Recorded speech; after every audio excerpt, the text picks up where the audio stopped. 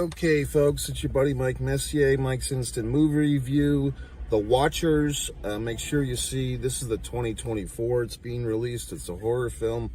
It's one of those movie titles that there's probably dozens of movies with the title The Watcher or The Watchers. I mean, way back when, there was something called Watcher in the Woods, I think, or Something Wicked This Way Comes. Oh, geez, my light just went out. What the hell? Oh! Anyway, so should you see this movie? If you're a horror fan, I think this is a good one to see. If you're not a horror fan, I would even say this movie does not go terribly heavy on the gore. It's not terribly bloody. Yes, there is violence. Yes, there is blood. Yes, there is suspense, but it's not a gore fest. So if you have a squeamish belly, you can probably go see this one if you want to. It's a non-horror fan-friendly horror film. And, once again, if you're a horror fan, I think there's enough story here and enough interesting stuff to keep you rollicking and rollicking. I'd probably give it a nice 3.5, 3 3/4 out of 5 star. Okay. I believe there's a lady, I guess she's getting a lot of work these days. She's a woman that's in this film that I think I just saw her in Tarot, maybe a month or 5 weeks ago, and I think Tarot is still playing, believe it or not. So this woman, I don't know her name off the top of my skull, but good for her. She's having a career resurgence, as they say, whoever she is. And, you know, what's the movie about, you might be asking? Well, you know, you have your backstory. You have this young blonde bimbo, or just a woman, blonde, female, and she has a tragic past. When she was a child, her actions led to her mother's death, and she is guilt-ridden for the rest of her life. And she works at a pet store. And she's got, spoilers by the fucking way, so she's got this bird that she's supposed to take to some Ireland fucking whatever the fuck, some Ireland woodlands or Ireland place. She's driving along, and her I like this when movies now, when they kill the phone service, like that's good, you know, because the old cop-out, the old, well, why don't you just call somebody for help? Like, you've got to address that now in films.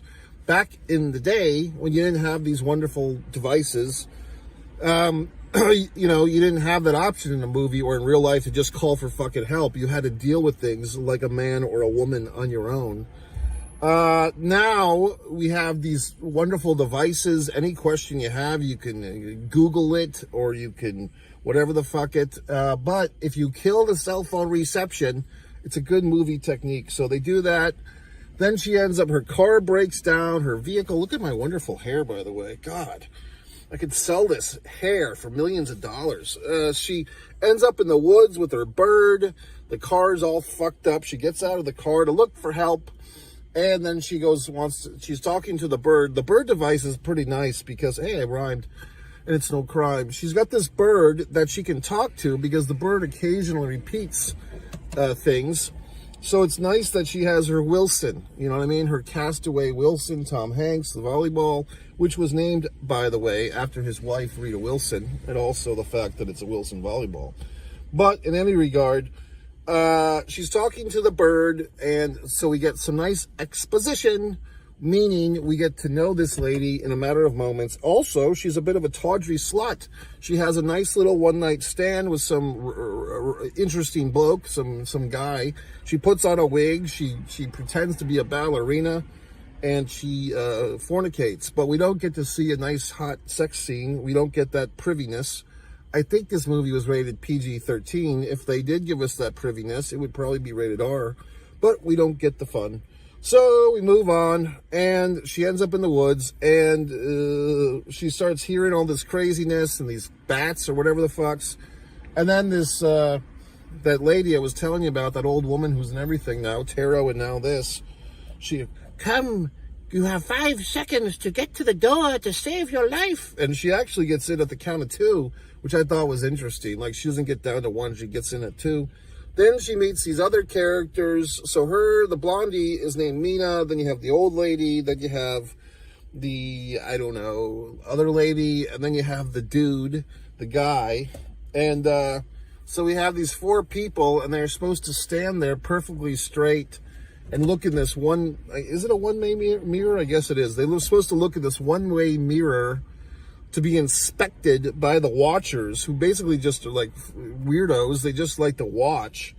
And so they're kind of like on this little reality show. In fact, they have a nice little comparison to a reality show, The Lair of Love. They do find this DVD, which is like their only DVD, and they have this old DVD player and a TV, and they're watching The Lair of Love, which was kind of a funny little insert.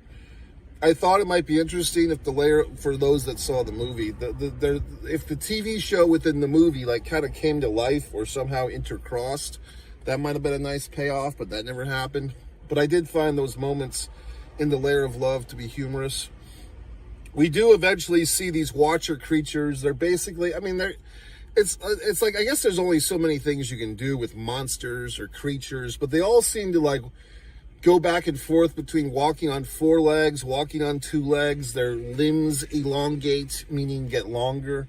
These particular watchers are shapeshifters. They're changelers. They can take on the face of someone that they're stalking type of deal. So we experience that. Then we have this whole fucking hole in the ground, and we discovered 1992, and this professor was trying to study these hybrids of fairies and humans and all this horse shit. So we have a pretty dense little story, not dense as in dummy, but dense as in thick. So a lot of things to work out here. I probably missed some things. I probably don't care because I have my own life to lead. I can't just sit here and analyze horror movies like an asshole. Look at all my wonderful artwork. If you fucks could go to one artist, Mike Messier, you'll get to see all my artwork as it's progressing. People are saying I'm the greatest artist of all time. People are saying, my God, this is a revolutionary individual in the art world. My God, who is this gentleman? Well, one artist, Mike Messier, all the wonderful compliments, yet there's very few subscribers to one artist, Mike Messier. You people need to do your part here. All you have to do is go on goddamn YouTube, which you're on every day anyway, and just look up one artist, Mike Messier, and kindly fucking subscribe. I shouldn't have to beg like a goddamn dog for a biscuit. But in any event, go to one artist, Mike Messier, subscribe. You can even buy some of my fucking art. Instead of being just enjoying it for free, actually purchase it. Okay? Help pay for the goddamn paint. Anyway, so I thought this movie was good. I did enjoy myself. I did get to the theater. This particular theater, I mean, if you wanted to be a person that didn't pay for your movie tickets, this would be the theater to come to. Just the way that the auditorium is, or the lobby is set up, they never have like, not never, but very rarely do they have someone checking your actual ticket. It's like you have to go to the concession stand to check in, and I have the app, of course, so I'm doing my diligence. I'm getting my tickets in advance. But lo and behold, they don't really do a good job of enforcing anything here. It's just a madcap adventure. So, I mean, if you were to be a bum of the world and wanted to see free movies, this would be the theater to come to. But, of course, I do have my movie tickets because I have all the subscription apps. So, anyway, I get into the theater. I go to the back row. I have my back row seat that I want. I'm noticing, like, okay, there's nobody else, but there's one other person in this row. They're far away from me. So I kind of move in a couple of seats into the circle, into the center. And then 20 goddamn minutes into this movie, a trudgery group of rotten, filthy teenagers come in. I don't know if they were actually official ticket buyers or if they were coming in off the streets or something. But they come in with the fucking phones for the lights. Come on, assholes. Back in my day, we tripped over ourselves. We fucking walked in the darkness to find a seat. But these kids need their goddamn phones. So they come trudging up. And I'm like, okay, do these asshole kids actually get tickets? Am I sitting in one of their fucking seats? Because it can't just be like 2 or 3 children or kids. It has to be like 9. And then I'm like, I'm starting to fucking move to give these fucks the chair. The guy's like, oh, the kid, whatever the fuck. He's like, no, man, you're cool. Okay, thanks. Thanks for telling me what I already know, Junior. And so they all fucking sit there. And of course, there's giggle fucking. And they're still got their goddamn phones on.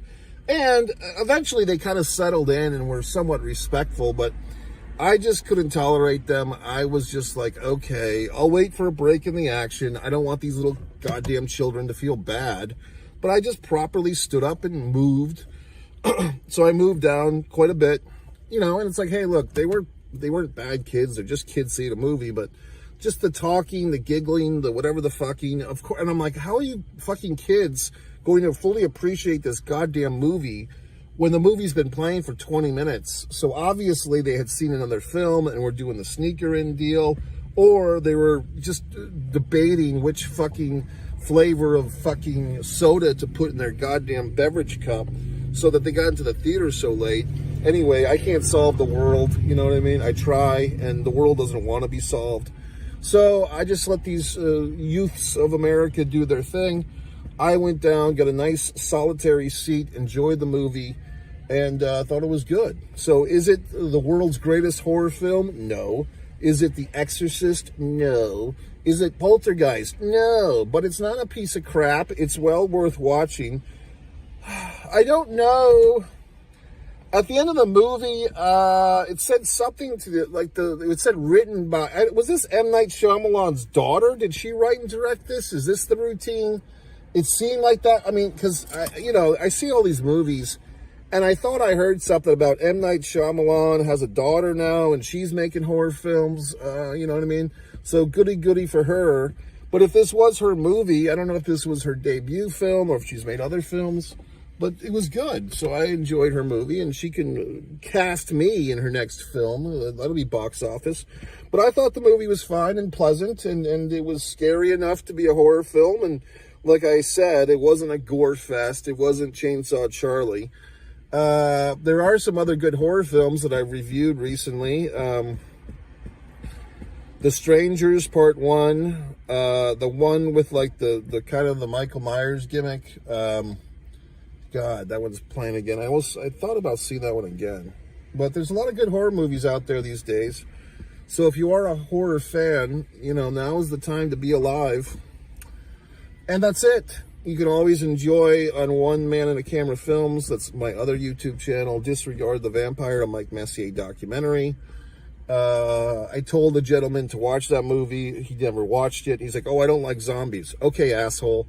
Disregard the Vampire, a Mike Messier documentary.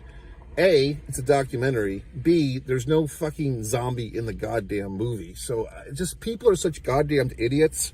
It's hard for me to live in this world at times because I feel like I'm swimming in a pool full of bricks, just dealing with people that just make up their own goddamn thoughts. And it's like, your thoughts are so incorrect. How can you even live? But anyway, I do my best. I suffer through, you know, just acknowledging the suffering can sometimes make me feel better. It's just, you know, swimming in concrete of other people's ignorance and stupidity. Yet, somehow I make a wave. So that's it, folks. MikeMessier.com. This wonderful film. Go see it or don't. You know, you can enjoy Stickman on One Man and a Camera Films. For all you pro wrestling fans, you might want to go to One Pro Wrestling and Sports Fan YouTube channel. And you can do all these wonderful things. So that's it, Mike Messier.